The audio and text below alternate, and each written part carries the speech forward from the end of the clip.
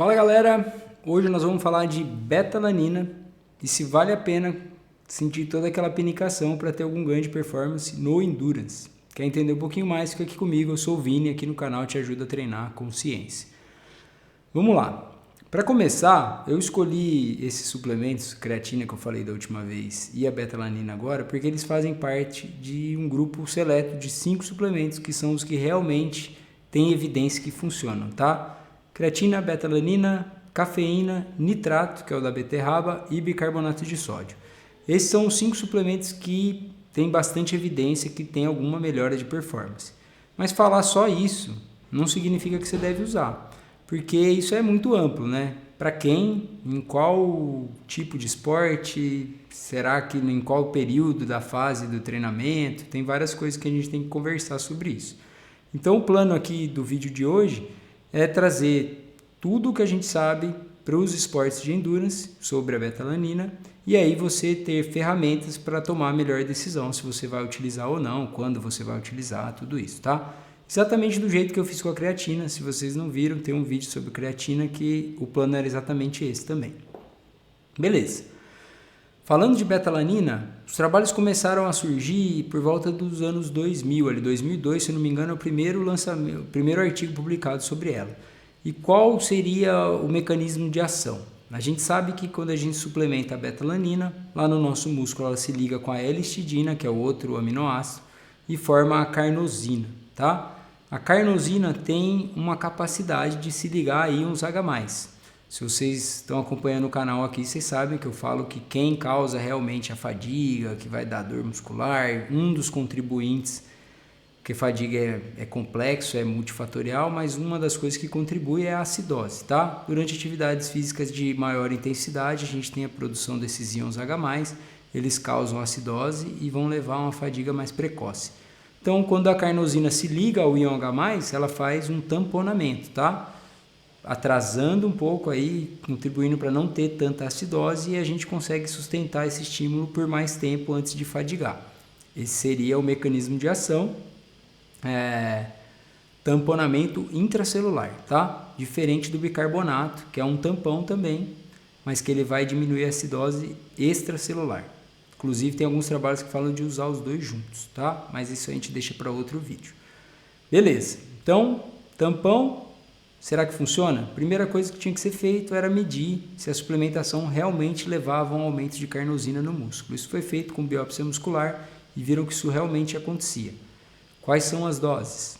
Geralmente, os trabalhos aqui mostram que uma dose de 3,2 a 6,4 gramas por dia, por pelo menos 4 semanas, já tem um aumento da carnosina lá na musculatura, tá? Então esse seria o uso. Daí a gente já aprende que não é um pré-treino, apesar dela estar presente em vários pré-treinos no mercado, não é um pré-treino, tá? O seu uso tem que ser contínuo por pelo menos 4 semanas, como eu falei. A gente sente aquela pinicação e aquela coceirinha e tal, tem gente que acha que aquilo bateu, minha betalanina bateu, vou treinar melhor. Tem até um estudo sobre, no ciclismo, eles testaram exatamente isso, pessoas sentindo isso e não teve melhora de performance, tá? Não é esse o efeito, isso é um efeito colateral. E se você não quer sentir esse efeito, você pode fracionar a dose, então tomar 2 mg 3 vezes ao dia, por exemplo, você vai estar tomando 6 gramas, sem ter tanto efeito colateral. É uma coisa que você pode fazer, ou 2,5, não tem problema nenhum, já que é carregamento, você tem que tomar contínuo. Beleza? Então essa aqui é a primeira dica. Se você curtiu, já dá um joinha aí pra gente, que já valeu, né? Beleza, e aí a gente tem que trazer isso para os esportes de endurance, porque isso aí a gente sabe, ó. Então é um tampão que vai acontecer, produção de íons H+, não vai acontecer quando você está treinando Z2, vai acontecer quando você está fazendo mais força, maior intensidade, acidose, e aí a gente sustenta isso por um período mais longo. Para trazer robustez para isso aqui, eu fui atrás de uma meta-análise. O que é uma meta-análise? É um artigo que faz um apanhado de vários artigos, uma coletânea, e aí ele analisa todos esses resultados juntos para ver se teve resultado realmente significativo. A primeira meta-análise eu vou deixar aqui na descrição para vocês, é de 2016, todas foram publicadas em bons jornais aí de medicina do esporte e tal. É de 2016. Pegaram inicialmente 250 artigos, mais ou menos. No final da avaliação, para ver se eram artigos bons, bem feitos, randomizados e tal, sobraram 40, tá? Isso era em diversos esportes, natação, corrida, várias coisas. O que essa meta-análise mostrou é que realmente houve uma melhora da performance, tá? Mas ela estava restrita a atividades que duravam de meio minuto a 10 minutos. E aí na conclusão ele até fala como uma orientação, seriam para esportes como corrida de 400 e 800 metros, até 1.500 metros, natação de 100, 200 e 400 metros e ciclismo de pista 4 km, até 4 km. Então tem um usinho um pouco restrito aí, apesar de todo mundo extrapolar isso para o Endurance como se realmente fizesse sentido. Vamos lá. Como aqui o papo é sempre, o ciclismo é o queridinho aqui do canal, eu fui atrás de alguma coisa sobre ciclismo. E aí eu achei uma revisão sistemática publicada ano passado, tá? E eles avaliaram, só que eles avaliaram esses 5 suplementos que eu falei. Então é bem interessante para você ler, eu vou deixar aqui, vai ser o segundo estudo aqui da descrição. Eu peguei a parte de betalanina lá, mas ele tem os 5, tá? E a betalanina, eles foram bem rigorosos ali para escolher os trabalhos, eles só encontraram 3 trabalhos que encontraram critérios para entrar na análise deles, e aí os resultados foram meio controversos, não mostrou muita performance, tá? Quando mostrou, sempre restrito a esse 1 minuto, meio minuto a 10 minutos, tá? E aqui a gente tem que fazer uma diferenciação, porque a maioria dos trabalhos mostra que tem uma melhora da capacidade e de performar e tal, mas não da performance em si, porque é diferente quando você mede, por exemplo, um teste até exaustão, você pode melhorar alguns parâmetros, mas isso não necessariamente se reflete em melhora de performance, tá? Então a gente tem que buscar artigos que mostrem realmente contra-relógio, alguma coisa que seja uma performance, né? Não uma medida só de melhorou o VO2, melhorou o limiar, entendeu? Isso é um pouco diferente de performance. E aí tem um artigo interessante que foi feito com atletas Pro Tour. E aí é bem diferente, porque eles pegaram 11 atletas, ele cita lá que é uma equipe Pro Tour que está entre as top 5, a gente não sabe qual é, mas 11 atletas então de elite, e fizeram 2 grupos. Um grupo ia receber placebo e outro grupo ia receber 20 gramas de betalanina. É muita coisa, tá? Eram 5 gramas 4 vezes ao dia por uma semana. Eles não estavam usando antes, então eles iam fazer como se fosse um protocolo de carregamento, que a gente sabe que existe com a creatina, e para ter um boom ali e ver se tinha alguma melhora de performance durante um training camp. Ao final eles testaram antes e depois da suplementação. Então depois da suplementação eles eles foram avaliados em uma subida de 4,5 km com 5% de inclinação. E aí eles fizeram antes e depois. O grupo que tomou betalanina teve melhora da performance, tá? Diminuiu ali de 600 e alguma coisa segundos para 588, foi significativo. O outro grupo não teve melhora de performance. A conclusão desse artigo é que talvez seja interessante para training camps, até porque eles perceberam uma redução da fadiga também. Tem os níveis de lactato foram um pouco menor. É um estudo interessante de ler. E aí fica essa questão, talvez melhore realmente, mas vocês perceberam aqui que eu falei em 600 segundos, mais ou menos 588, isso dá nesse range aí que eu tinha falado até 10 minutos, né? 600 segundos vai dar 10 minutos, então continuamos na mesma. Porque uma questão é realmente você melhorar num estímulo de 10 minutos, nessa subida, melhorou a performance na subida, mas isso era feito num estado descansado, né? E se ao longo da prova, será que depois de 1, 2 horas de pedal, você ainda tem esse ganho de performance? E aí eu fui procurar mais um pouquinho, achei um artigo bem interessante, que está até citado na segunda revisão sistemática que eu falei aqui. E é um artigo que foi publicado no Jornal Europeu de Ciência do Esporte, Medicina do Esporte, desculpa. E foi produzido na USP de São Paulo aqui, bem legal, trabalho super bem feito, inclusive um dos autores é o Riane, que foi meu professor da pós, é um cara genial, E o artigo foi bem feito mesmo, assim. Eles pegaram atletas recreacionais, tá? Então eram atletas de ciclismo, mas que tinham 7 a 8 anos, deu lá na média de cada grupo. 7 a 8 anos de ciclismo.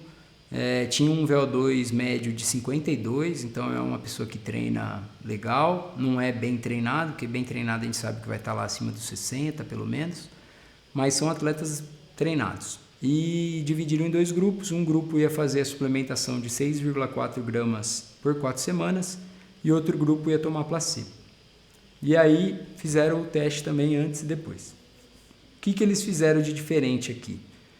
Primeira coisa eles fizeram biópsia muscular. Então eles viram lá se a carnosina tinha aumentado ou não. No grupo que recebeu o suplemento, realmente a carnosina tinha aumentado de maneira significativa, então a suplementação foi eficiente nesse ponto.